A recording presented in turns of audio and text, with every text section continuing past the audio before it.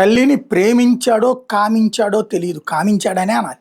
ప్రేమ అంటే పెళ్ళికి ముందొస్తది. ప్రేమ పెళ్ళయ్యాక బిడ్డున్నదని తెలిసాక గూడా ఆ అమ్మాయి మీదన మనసు పడ్డాడు, ఇద్దరి మధ్యన లైంగిక బంధం అంటే కామించడమే అవుతది.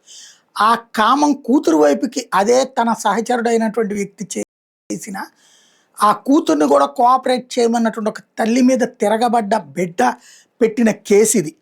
జనసేన పార్టీకి చెందిన మాజీ సర్పంచ్ ఓ బాలిక మీద లైంగిక దాడికి ప్రయత్నించాడు. అతను ఆగడాలు భరించలేక బాలిక సోమవారం భీమవరం కలెక్టరేట్లో ప్రజా సమస్యల పరిష్కార వేదికలో ఇన్ఛార్జి కలెక్టర్ రాహుల్ కుమార్ రెడ్డికి ఫిర్యాదు చేసింది. వెంటనే స్పందించిన ఇన్ఛార్జి కలెక్టర్ ఈ ఘటన మీద ఫోక్సో కేసు నమోదు చేయాలని ఆదేశాలు జారీ చేశారు. బాధిత బాలిక చెప్తున్న లెక్క ప్రకారం పశ్చిమ గోదావరి జిల్లా నరసాపురం మండలంలో గ్రామ మాజీ సర్పంచ్ జనసేన నాయకుడు అయినటువంటి తిరుమాని వెంకటరాజు కొంతకాలం క్రితం నా తల్లికి దగ్గరయ్యాడు. దీని మీద తరచూ మా ఇంట్లో గొడవలు జరుగుతుండేవి. నా తండ్రిని చంపి అడ్డు తొలగించుకోవాలని చూశారు. నా తండ్రి మీద దాడి చేసి ఇంటి నుంచి వెళ్ళగొట్టారు. అప్పటి నుంచి వెంకటరాజు మా ఇంట్లోనే ఉంటున్నాడు. ఈ క్రమంలో వెంకటరాజు కన్ను నా మీద పడింది.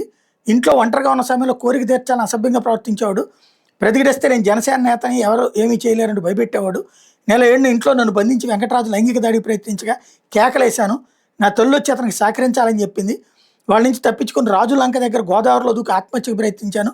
స్నేహితులు నన్ను రక్షించి ఇంటికి తీసుకెళ్లారు. ఇంటి తలుపులు దిగిపోవడంతో 12వ తేదీ వరకు స్నేహితుల ఇంటి దగ్గర ఉన్నాను. ఆ తర్వాత మా మావయ్యకి విషయం తెలిసి వచ్చి మళ్ళీ ఇంటికి తీసుకెళ్ళి నా తలుపు తీయలేదు. నరసాపురం రూరల్ పోలీస్ స్టేషన్లో ఫిర్యాదు చేసిన కేసు నమోదు చేయలేదు. దీంతో కలెక్టర్కి ఇది వెంకటరాజుతో పాటు నా తల్లి మీద కూడా ఫిర్యాదు చేశానంటూ బాధికి చెప్పింది. ఎందుకంటే దారుణం ఏమన్నా ఉంటుందా? తల్లి భర్తని ఒక లవర్తో పెట్టుకుని భర్తని తని తరిమేయించింది, కూతురు కూడా తని తరిమేయించి చచ్చిపోతున్న లెక్కలేదు. తల్లిని ఆ దరిద్రుణ్ణి ఇద్దరిని తీసుకెళ్ళి జైల్లోని